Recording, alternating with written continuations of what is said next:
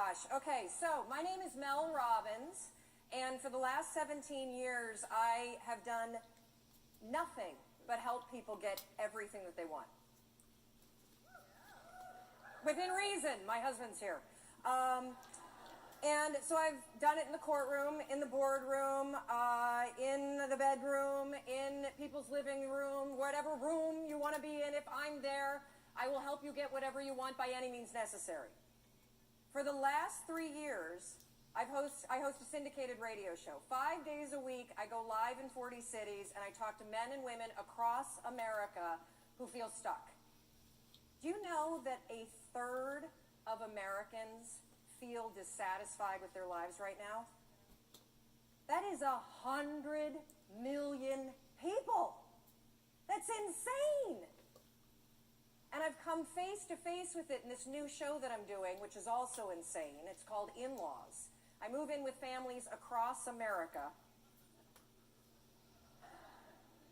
You guessed it, who are at war with their in-laws. We move them into the same house. I verbally assassinate everybody. We open up Pandora's box, and I get people to stop arguing about the donuts and who's hosting Thanksgiving dinner and talk about the real stuff. And that's what I want to talk to you about. I'm here for you. I'm going to tell you everything I know in less than 18 minutes about how to get what you want. So I want you to take a millisecond right now, and I want you to think about what you want. You. And I want you to be selfish. Screw Simon and the we thing. This is about me. Right now. Sorry, Simon. What do you want? And here's the deal. I don't want it to sound good to other people. Being healthy will not get your ass on a treadmill. Losing your man boobs so you could hook up with somebody? Now that's motivation. So I want to know, what do you want? Do you want to lose weight? Do you want to triple your income? Do you want to start a nonprofit? Do you want to find love? What is it? Get it right here. You know what it is. Don't analyze it to death. Just pick something. That's part of the problem. You won't pick. So we're going to be talking about how you get what you want. And frankly, getting what you want is simple. But notice I didn't say it was easy. It's very simple. In fact, if you think about it, we live in the most amazing moment in time. So that thing that you have up here, whatever it may be, you want to use healthy eating to cure your diabetes, you want to figure out how to take care of the elders and start a new hospice center, you want to move to Africa and build a school, guess what? You could walk into a bookstore right now and buy at least 10 books written by credentialed experts on how the hell you do it. You could Google it, and you could probably find at least, 1,000 blogs documenting the step-by-step transformation that somebody else is already doing. You can find anybody online and cyberstalk them. You can just walk in their footsteps and let them, just use the science of drafting. Follow what everyone else has done, because somebody else is already doing it. So why don't you have what you want? When you have all the information that you need, you have the contacts that you need, there are probably free tools online that allow you to start a business or join a group or do whatever the heck you want. It all comes down to one word.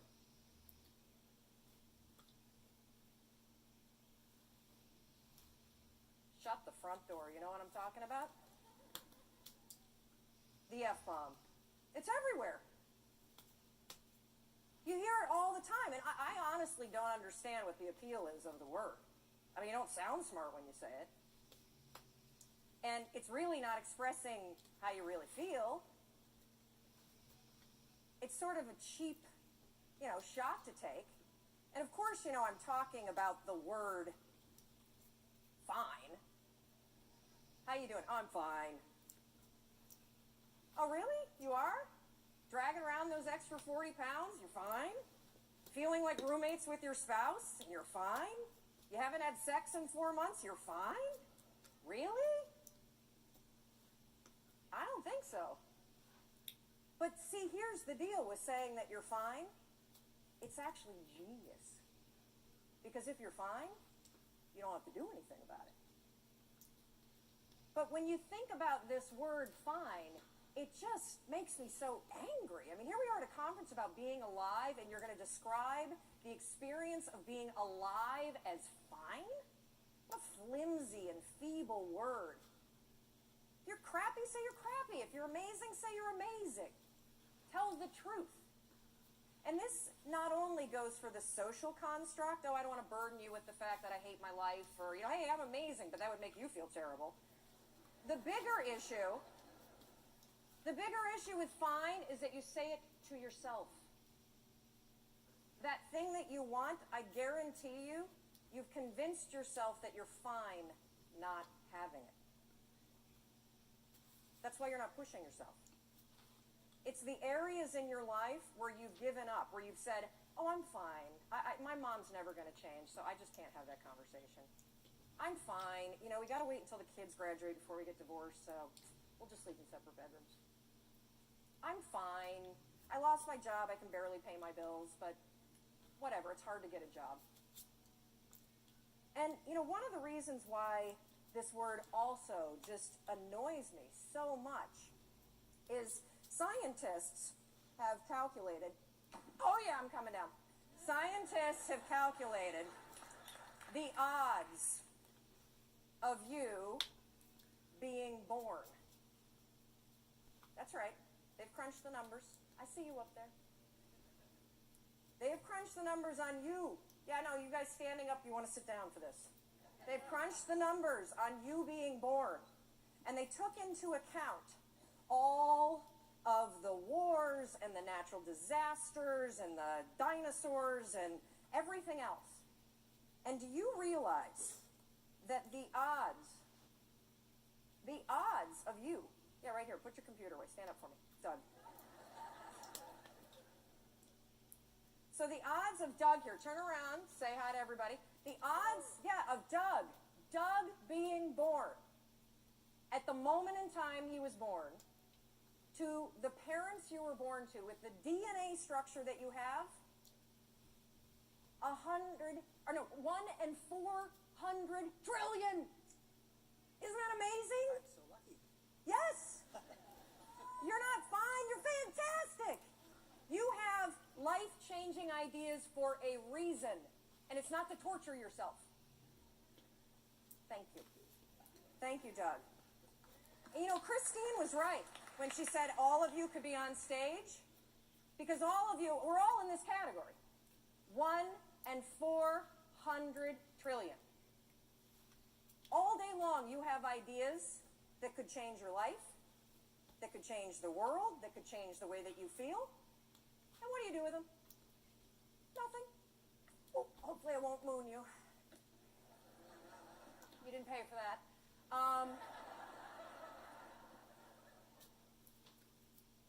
And I want you to just think for a minute, because we all have, I love to use the analogy, the inner snooze button. You have these amazing ideas that bubble up, right? You've been watching people all day, and I guarantee you, ping pong balls, boom, boom, boom, boom, boom, boom, boom. You've got an idea, we should do this, we should do that. And every time you have an idea, what do? Boop, hit the snooze. What's the first decision you made this morning? I bet it was to go back to bed. First decision today, I'm 1 in 400 trillion, I'm gonna go back to sleep. And I get it. Your bed is comfortable. It's cozy, it's warm. If you're lucky, you've got, somebody that you love next to you. Or in my case, I've got my husband and my 2 kids and possibly the dog. And the reason why I'm bringing up this first decision that you made today and the inner snooze alarm is because in any area of your life that you want to change,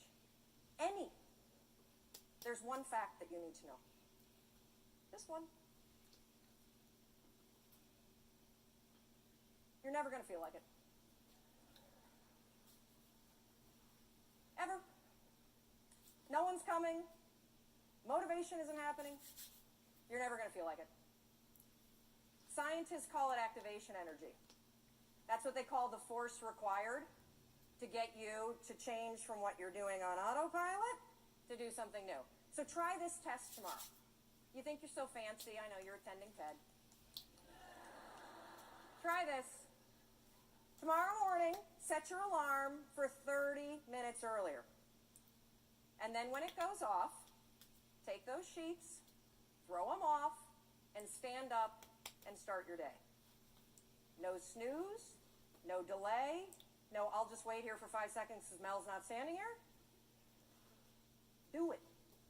And the reason why I want you to do it is because you will come face to face with the physical, and I mean physical, force that's required to change your behavior. Do you think that somebody who needs to lose weight ever feels like going on a diet? Of course not. Do you think they ever feel like eating boiled chicken and peas instead of a croissant? I don't think so.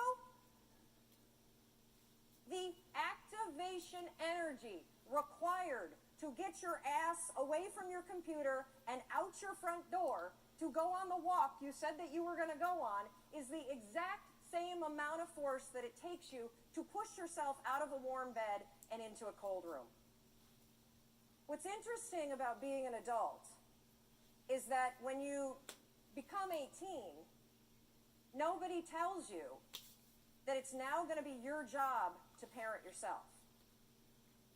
And by parent yourself, I mean it's your job to make yourself do the crap you don't want to do so you can be everything that you're supposed to be. And you're so damn busy waiting to feel like it. And you're never going to. My son never feels like getting off his DS. That's my job. Get off the damn DS. Kendall, clean up the Barbies. If you're going to have a nude party in my bathroom, at least clean it up. God, chew with your mouth closed. We're not in a barn for crying out loud. All right, dinner's coming. Get out of the pantry. As parents, and you were a kid, your parents make you do the things you don't feel like doing because you won't. Ever. Not now, not then, not ever. And even when you get good at something, you'll figure out something else you don't want to do. And then you'll plateau out and you'll get bored and you're like, I hate this job, it's boring. But will you look for a new one? No, you'll just bitch about that one. It's very, very simple to get what you want. But it's not easy. You have to force yourself. And I mean force. And the reason why I use the word force, when Roz was up here and talking about the emotion tracking, and she had the picture of the two sides of the brain, I look at the brain the exact same way. Only I describe one side of your brain as autopilot, and the other side is emergency brake. That's the only two speeds you got. Autopilot, emergency brake. And guess which one your brain likes better? Autopilot. You've had the experience where you've driven to work, right? And you get there and you're like, oh my God, I don't remember driving here. You weren't drunk. That was your brain on autopilot. It was functioning just at this level. And the problem with your mind is that anytime you do anything that's different from your normal routine, guess what your brain does? Emergency brake. And it has that reaction for everything. Everything. You walk into the kitchen and you see everybody's left their breakfast dishes for you. And you think for the 100th time, I'm going to kill them. In fact, I'm going to leave them here and I'm going to make them do it. But that's not your normal routine, is it? So your mind goes, emergency brake. And you go right into autopilot. I'll just load it and be pissed. And then not have sex. That's what I'm going to do.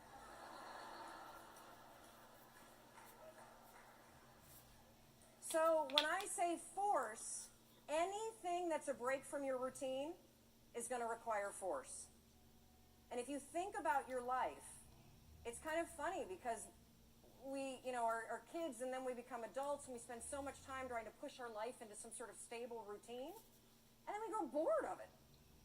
You wake up at the same time every day, you have largely the same breakfast, you drive to work the same way, you show up at work, you look busy, you avoid making calls, you update Facebook, you attend a meeting and doodle the whole time, you go back and update Facebook, you make plans for the evening, you look busy some more, then you drive home the same way, eat largely the same dinner or, variety of it. You watch the same kind of media, and then you go to bed and do the same thing all over again. No wonder you're bored out of your mind. It's the routine that's killing you. I have this theory about why people get stuck in life. So most of you have probably taken your basic Psych 101 class and you've bumped into Andrew Maslow's hierarchy of needs. Well, your body is kind of cool because you have these basic needs. And your body is wired to send you signals. If you are hungry, if you need food, what do you feel? If you need water, what do you feel? If you need sex, what do you feel? Thank you. I think when you feel stuck or dissatisfied in your life, it's a signal. And it's not a signal that your life is broken. It's a signal that one of your most basic needs are not being met. Your need for exploration. Everything about your life, about your body, grows. Your cells regenerate, your hair, your nails, everything grows for your entire life. And your soul needs exploration and growth. And the only way you'll get it is by forcing yourself to be uncomfortable. Forcing yourself to get outside. Out of your head, thank you. If you're in your head, you're behind enemy lines. That is not God talking. Okay? It's not. In fact, if I put a speaker on it and we broadcast what you say to yourself, we would institutionalize you. You would not hang out with people that talk to you the way you talk to yourself. So get out of your head. Your feelings are screwing you. I don't care how you feel. I care about what you want. And if you listen to how you feel, when it comes to what you want, you will not get it. Because you will never feel like it. And you need to get outside your comfort zone. It's not about taking risks, it's about getting outside your comfort zone. Those first 3 seconds, when you push yourself out of bed, they blow. But once you're up, it's great. Those first 3 seconds when you're sitting here in a studio or a stadium like this and somebody says, get up and come dance, and you think, oh, I should do that. And you're like, ugh. That experience that you had where you had the impulse to do it, and then you didn't do the activation energy required to force yourself, your emergency brake got pulled. I'm sitting right here. I'm not going up with those crazy people. I don't like to dance. Anyway. Well, what happened for me is I came up and I bumped into Rachel, and then we started talking, and next thing you know, she's tweeting. And we're friends. And boom. Get outside. That's where the magic is. That's where the 1 and 400 trillion exists. So everything I do, wait, okay, this is the last part, sorry. So one more thing that you can use. I call it the 5-second rule. Your mind can process a facial expression in 33 milliseconds. It can move pretty damn quick. The other thing that it does very quickly is if you have one of those little impulses that are pulling you, if you don't marry it with an action within 5 seconds, you pull the emergency brake and kill the idea. Kill it. If you have the impulse to get up and come dance while the band is playing, if you don't stand up in 5 seconds, you're going to pull the emergency brake.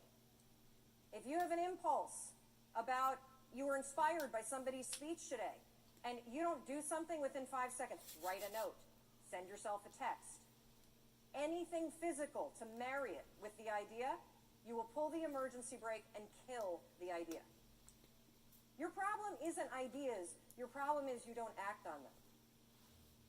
You kill them. It's not my fault. It's not anybody's fault. You're doing it to yourself. Stop it. I'm counting on you. 1 and 400 trillion. You got stuff to do. And it's not going to happen in your head. So I want you to practice this today. When we go off to party, thank God it's coming soon because I think we all could use a cocktail. I want you to practice the 5-second rule. You see somebody and you think you have that impulse, they look interesting. Walk over there. You were inspired by somebody and you have a request, make it. That's why you're here. Experiment with it, and I think you'll be shocked about what happens. And one more thing, I want you to know that everything that I do, whether it's the radio show or the television show or the book that I wrote or the column, it's for you. And if there is anything that I can do, if I can do anything to make you do the things you don't want to do so you can have what you want, I will do it. But you need to walk over, you need to open your mouth, and you need to make the request. You got it? Good. Go do it.